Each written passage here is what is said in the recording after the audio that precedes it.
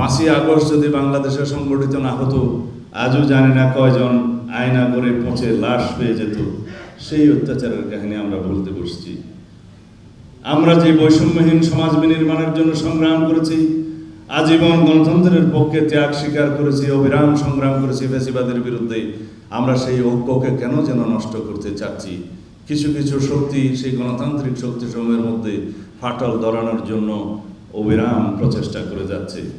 কেউ বিদেশে থেকে, কেউ স্বদেশে, কেউ বুঝতে চাচ্ছে না গণতান্ত্রিক উত্তরণ কবে হবে। আমরা সেই গণতন্ত্র, যে গণতন্ত্রের জন্য আমরা রক্ত দিয়েছি, যারা আমরা নির্বাচন চাই, যারা আমরা গণতান্ত্রিক উত্তরণ ঘটাতে চাই এবং গণতন্ত্রের কথা বলি, নির্বাচনের কথা বলি, গণমানুষের কথা বলি, তারা বাংলাদেশের বিরুদ্ধে হয়ে গিয়েছে কিছু কিছু কুচক্রী মহলের। কারণ তারা চায় না কোনো নির্বাচন, তারা চায় না বাংলাদেশের গণতান্ত্রিক শক্তভিত্তি, তারা চায় এই দেশ সবসময় বিদেশ নির্ভর থাকুক। তারা আমাদেরকে দেশদ্রোহী এবং অন্যান্য দেশের এজেন্ট বানাতে তৎপর হয়ে উঠেছে। এমনকি এই পর্যায়ে গিয়েছে যে আমাদের ছেলে সন্তানদের বিরুদ্ধেও তারা এই সমস্ত কুৎসা রটনার অংশ বানিয়ে নিয়েছে। বাপের মুখে ছেলের কথা প্রশংসা করা ঠিক মানায় না। আমার বড় ছেলে আজকে আসার সময় বলছে, আব্বু তোমরা কি কিছুই বলবা না, আমাকে এইভাবে ভিকটিম বানাচ্ছে। তা আমি বললাম, তুমি বিখ্যাত হয়ে যাচ্ছ, তোমার বিরুদ্ধে কুৎসা রটনা করে তোমাকে পরিচিত করে দিচ্ছে। বলছে আমি সেই পরিচিতি চাই না। আমার ছেলে সৈয়দ ইব্রাহিম আহমদ একটি বিশ্ববিদ্যালয়ে শিক্ষকতা করেন, পিএইচডি করছে। সে ওয়ার্ল্ড র্যাঙ্কিং একজন স্টুডেন্ট ছিল, বিশ্ববিখ্যাত ইম্পেরিয়াল কলেজ লন্ডন থেকে গ্র্যাজুয়েশন করেছে। কিন্তু সে দেশে ফেরত এসছে দেশের সেবার জন্য। আমার উপর যে নির্যাতন হয়েছে, যে অত্যাচার হয়েছে, যে কারাবাস হয়েছে, তার সব কিছুর ভুক্তভোগী আমার পরিবার, আমার সন্তানরা। তারপরেও তারা দেশে ফিরে এসছে দেশের টানে।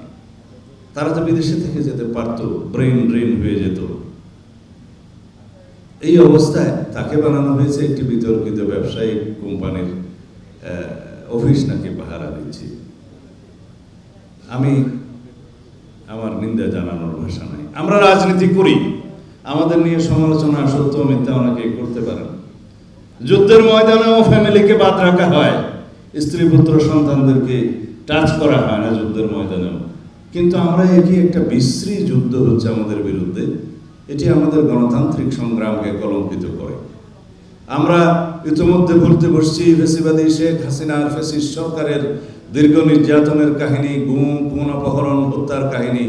আমরা বলতে বসছি কিভাবে অত্যাচার করেছে, কিভাবে নির্যাতন করেছে, কিভাবে গুম করেছে। অনেক শহীদ পরিবার আজও তার স্বজনদেরকে খুঁজে পায় নাই। অনেক গুমের যারা শিকার হয়েছে, সেই মা বোন ভাইয়েরা তার সন্তানের ফিরে আসার জন্য এখনো অপেক্ষা করে। সুমনের মা মায়ের ডাক নিয়ে এখনো প্রতি বছর বিভিন্ন রকমের কর্মসূচি করে। সুমনের এখনো পর্যন্ত দেখা নাই।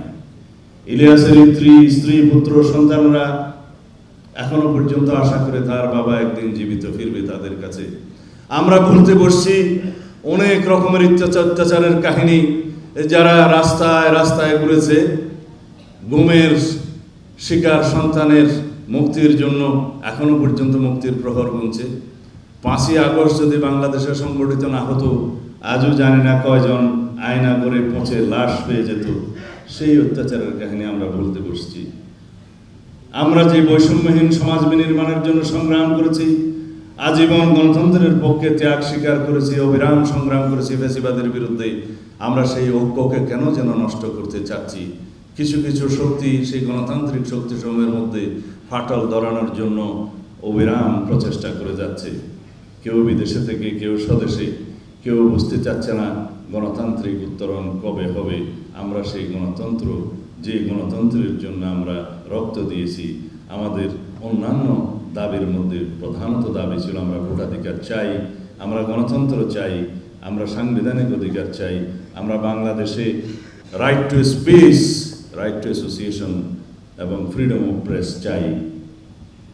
সেজন্য আমরা সংগ্রাম করেছিলাম।